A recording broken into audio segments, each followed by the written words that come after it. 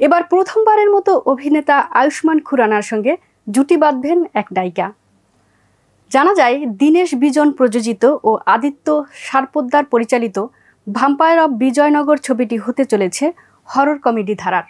সবকিছু ঠিক থাকলে চলতি বছরের শেষে এই ছবির কাজ শুরু হবে। কে হবেন এই ছবির নায়িকা জানবো নিউজ ডেস্কে।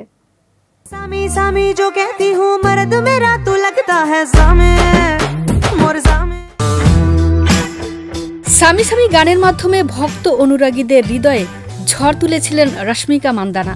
বলিউডে সেই অর্থে তার অভিষেক ঘটেছিল দক্ষিণী বহুভাষিক ছবি পুষ্পার হাত ধরেই।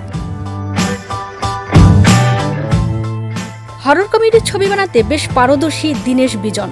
2018 সালে তার প্রযোজনায় মুক্তি পায় স্ত্রী, তারপর ভেরিয়া মুঞ্জা। ইতোমধ্যেই ছবির কলা কৌশলীরা রশ্মিকা ও আয়ুষ্মানের সঙ্গে কথা বলেছেন।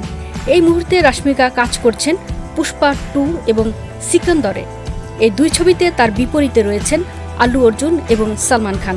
অন্যদিকে নতুন ছবিতে কাজ করার আগে আয়ুষ্মানকে শেষ করতে হবে করণ জোহরের একটি ছবি এবং বর্ডার 2 এর শুটিং।